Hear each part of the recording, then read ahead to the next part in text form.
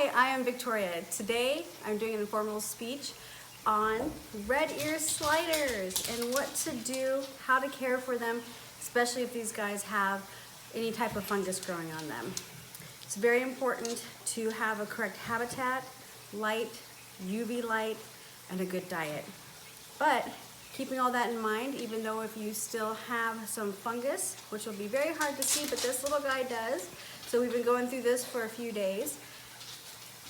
But we need to make sure we do the proper treatment for him. And by the way, this is Lenny, and Squiggy's in the tank behind me. So in doing my research, I have found out that you want to use betadine, iodine, and a triple ointment. Those are all antibacterial. And you're going to do this for about 14 days, 2 times a day. And after each treatment, they go in the heat lamp behind me for 2 hours a day. This will help dry it out before he goes back in the tank. And this used to be pretty bad. This little claw right here is healed up pretty well. In just a moment, I'm gonna go let him be in the water. Just a sec.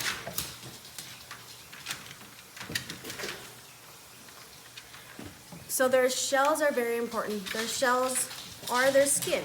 I like to think of it like that. It absorbs chemicals, and what it absorbs, it doesn't just wash away. Never mind the extra noise in the back. I have pugs and chickens, so no matter where I go, that's what you'll hear. For their shells, and especially while they're sick, you need to make sure that you give them things high in vitamin C and vitamin A. Carrots are great. You can cook them and let them eat them, but they like them all cut up and they'll just snack on them. So we've got carrots, red lettuce, or even dandelions. Mine are a little picky. They like the junk food, so they love the crickets and the mealworms. But you want to make sure that you get them this important nutrients in their diet, and that will help their fungus as well. It's important when you have turtles, pets of any kind, that you don't impulse buy. These pets are not like guinea pigs, not like hamsters, cats, dogs. They're your lifelong pet. They will probably last as long as you have children and your children have children. That turtle will follow through. So you need to make sure you have that long commitment. Definitely not an impulse buy. So when you have a setup, not only is there food, you want to make sure you have the first aid kit available for them. You need to have a good, large enough tank for them to grow.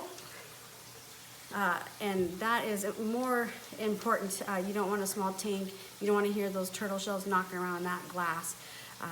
And a good filter system. So if you think you are ready to be a turtle owner, I always say ask yourself these questions. Do you have the money for the filter, the setup, the equipment, the food, the water? Do you have the time to take care of the turtles? If they have something like the fungus, every day, 2 times a day, I have to take care of them and put them in a quarantine. So if you can do that, if you have a good support system, join a Facebook forum, a group of some sort. Don't just have one person that you go to. You need to hold that still. Yeah. You need to have, because we don't really have vets in this area, so if you have a Facebook forum and other groups on the internet that you can see, that would be great too.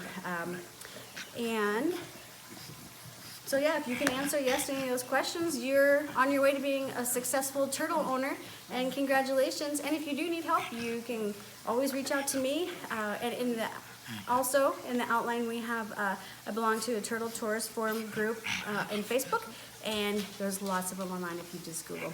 All right, thank you.